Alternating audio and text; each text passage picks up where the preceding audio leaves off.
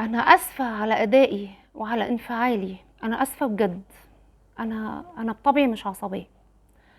بس اللي حاصل واللي انا شايفاه والفيديوهات اللي احنا ما ينفعش نبعد عنها وما ينفعش ما نشوفهاش.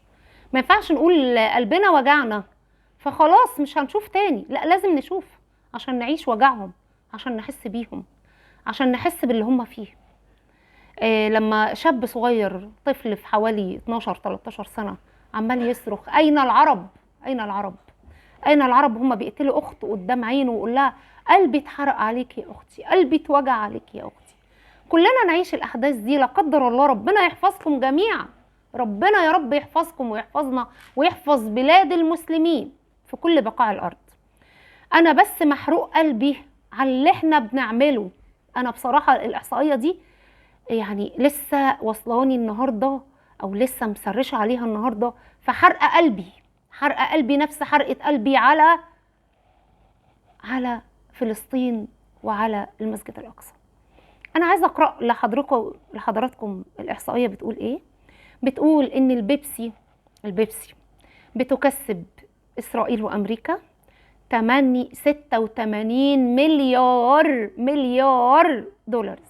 86 مليار دولار بيكسبوهم من ورانا. وامريكا واسرائيل شيء واحد، واحنا عارفين كده كويس ان اسرائيل الابن المدلل لامريكا. وامريكا لو كانت عايزه توقف المهزله دي كانت وقفتها من زمان. فهم الاثنين حاجه واحده، فالمفروض ما ندعمهمش. بيبسي لوحده بيكسبهم 86 مليار، وانا واخده بالي من كلمه مليار دي ما كنتش مصدقاها، فاكراها مليار دولار. طيب الكولا بقى، الكولا اللي بتاكل مينا الاسنان وبتدمرنا وبتعمل هشاشه عظام وبتدمر ولادنا وفيها ماده ادمان بيدمنوها ولادنا. يعني بيدمنونا بكل الوسائل، مش بالمخدرات اللي بيحدفوها على اولادنا بس، ولا بالمواقع الاباحيه بس، ولا بالقرف اللي بيعملوه مع شبابنا بس. بلاوي كتير جدا جدا، واحنا منساقين وماشيين مكفوفين الايدي ومغمضين العين وراهم. مش عارفه ليه، مش عارفه امتى هنفوق. انا بجد مش عارفه امتى هنفوق. طيب الكولا بقى، نركز في الاحصائيات. قلنا البيبسي 86 مليار دولار، الكولا 43 مليار دولار في السنه بتكسبهم الكولا. طيب ماكدونالدز بيكسبهم 7 مليار، ماكدونالدز لوحده 7 مليار دولار.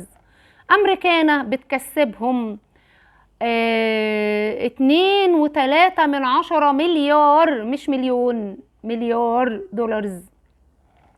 اجمالي ما يكسبوه من خلالنا والمنتجات دي كلها عشان هي خطرة وعشان هي مضرة وعشان فيها اضرار بالغة.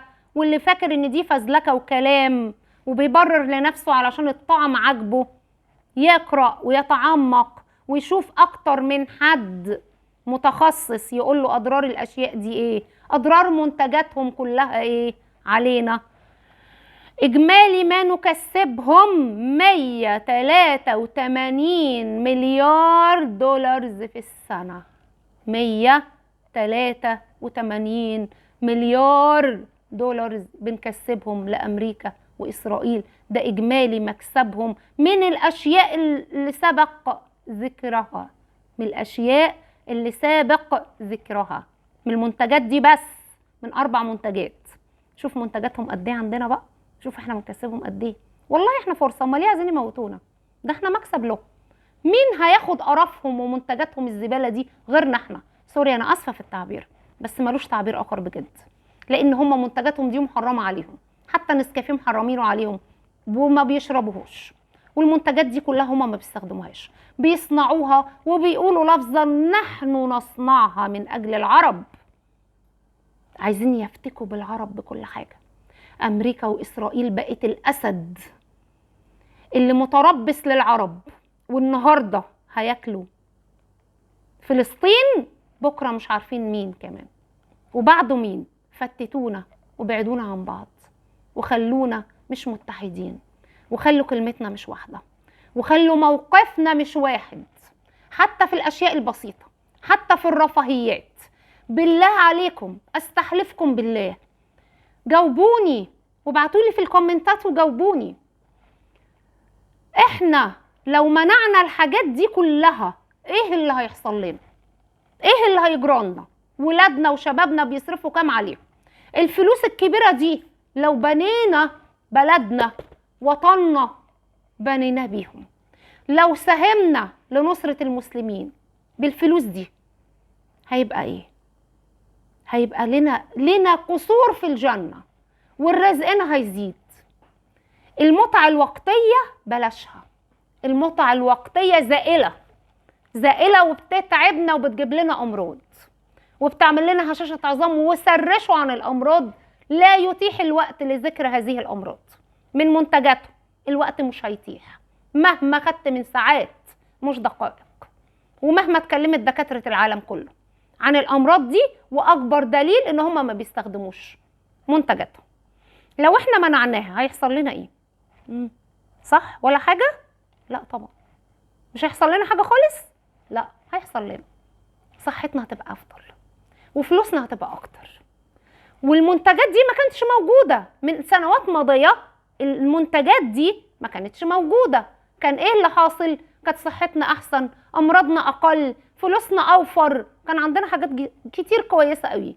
لو ترجعوا لأجدادنا وآبائنا كانت صحتهم كويسة جدا وما كانوش بيعيوا زينا، واي شويه نزله برد يحصل لهم ايه؟ ما كانش كل الامراض اللي فينا والمشاكل اللي عندنا دي ما كانتش موجوده. دلوقتي بقت الشباب، احنا ما كناش بنسمع حد بيمرض زمان ايام ابويا وجدي الله يرحم الجميع، ما كانش حد بيمرض الا الناس الكبار اللي نسمع فلان اصل راجل كبير، هو ما اصل راجل كبير. ما كناش بنسمع عن موت الفجأة وموت الشباب، ما كناش بنسمع عن الشباب اللي عندها مشاكل في العظام، مشاكل في القولون، وكل واحد ماشي بكرشه بيتهز قدامه قد كده، وتلاقي الشاب عوده كويس وما فيهوش مشكله بس كرش قدامه قد كده، من القولون المنتفخ ومن الهضم اللي بايظ ومن الدنيا اللي زي الزفت. بسبب ايه؟ بسبب المنتجات الترفيهيه اللي احنا بنبذل فيها الغالي والنفيس والمجد، وبنمد اعدائنا عشان يقتلوا ولادنا ويقتلوا حبايبنا بفلوسنا. طب ما احنا هنحاسب، ما احنا هنحاسب وهنعاقب وهنسأل امام الله. ربنا ادانا المال عشان نمد بيه اسرائيل وامريكا، عشان يقتلونا بيه، يقتلوا ولادنا بيه، وهتدور الدائره لا قدر الله اذا ما وقفناش على قلب رجل واحد ووقفنا لهم، مش وقفنا لهم بالسيف. حاشا للاسف احنا لا نصلح لذلك دلوقتي ما ينفعش نقف لهم بالسيف، على الاقل نقف لهم بمنع الاضرار اللي هم بثينها علينا. وساعتها لما يحسوا ان اقتصادهم اتهز وفلوسهم اتهزت هيخافوا مننا وهيرهبونا بدون حرب، وهيقولوا ده لما قطعوا بس منتجاتنا اقتصادنا وقعت، ما بالك لو وقفوا لنا بقى، لو وقفوا باسلحتهم واشهروا السيوف في وجوهنا، ايه اللي هيصلح؟ ايه اللي هيحصل لنا؟ هيحصل لهم كتير، هيتدبروا الدرس، هيفهموا. انما احنا ساكتين. وبعض المسلمين بيلوموا على فلسطين، هم ليه ردوا؟ هم ليه فتحوا المشاكل؟ يتضربوا ما يقولوش ما يتقوهوش. يا جماعة لازم يكون لنا وقفة لله. الرسول صلى الله عليه وسلم ولنا فيه أسوة حسنة، حوصر أثناء دعوته إلى الإسلام، وحوصر شهور، وبقى يأكلوا أوراق الشجر، حتى سوري في التعبير الإخراج بتاعهم بقى عامل زي إخراج البعير، عايشين على أوراق الشجر عشان ما يموتوش. وكان في هذا الوقت في حياة أمنا خديجة رضي الله عنها وارضاها، وما قعدتش وقالوا لها اقعدي انتي عشان لها مكانة هي وأبوها بينهم، وسيبيهم هم اللي يحاصروا ونمنع عنهم كل حاجة. رفضت الزوجة الصالحة اللي كانت ب1000 راجل وبقت جنب جوزها وراحت معاه وحصرت معاه واتمنع عنها الأكل شهور وهم عايشين على أوراق الشجر. وغير ده النبي صلى الله عليه وسلم كان بيربط على بطنه الحجرين اللي احنا مسلمين وبنقول أشهد أن لا إله إلا الله وأن محمد رسول الله صلى الله عليه وسلم. لنا فيه أسوة حسنة نقتدي بيه ونقلده. كان بيربط على بطنه الحجرين هو والصحابة ونايمين تحت التكييفات، لا، بيجاهدوا وبيحفروا الخندق علشان يحقنوا دماء المسلمين من الأعداء اللي جاية لهم. اقروا عن غزوة الخندق، اقروا عليها تلاقوا هو مسلية كتير جدا على المسلسلات والأفلام، الحاجات اللي ملهاش أي لازمة ولا طعم، الحاجات اللي كاتبها واحد مسك قلم وقعد يكتب أوهام وخيالات في دماغه، كتبها على شوية ورق وجايب شوية ممثلين يصوروا لنا حاجات كده ما هيش موجودة من أرض الواقع. شوف أرض الواقع، شوف غزوات النبي، اقرأ عن غزوة بدر، اقرأ عن غزوة الخندق لما كانوا قاعدين جعانين ومش لاقيين ياكلوا ورابطين الأحجار على بطونهم وبيكسروا في الصخر عشان يعملوا خندق بيننا وبين الأعداء، ما يعرفوش يعدوا لهم الأعداء عشان يقاتلوهم. يا جماعة انتوا رجالة قوي، العرب والمسلمين رجالة قوي، وانتوا عارفين ان انتوا رجالة قوي، وأرجل رجال على بقاع الأرض. يجب ناخد خطوة وناخد كلمة رجل، وكل واحد في بيته يحضر محاضرة ويكون داعية ويقول لهم الرسول صلى الله عليه وسلم حصل له كذا في غزوة كذا وغزوة كذا، ومنع عنه الضرورات من الأكل، الأكل المهم الضروري منع عنه، الخبز كانوا بياكلوا القضيض، إبراهيم ابن الأدهم كان يأكل القضيض من الشعير ويبوشه في ماء البحر عشان يقدر يكسره بسنانه، بعد ما كان أمير مرفه ساب كل ده ودخل الإسلام وبقى ياكل الخبز القضيض ويقول والله إننا في لذة لو علموها الملوك لقتلونا عليها بالسيوف. لذة الطاعة، لذة القرب من الله، لذة دعوة الله واستجابة دعوة الله، لذة إعلاء كلمة الحق أفضل من ملك إبراهيم ابن الأدهم وأفضل من الرفاهية اللي كان عايش فيها.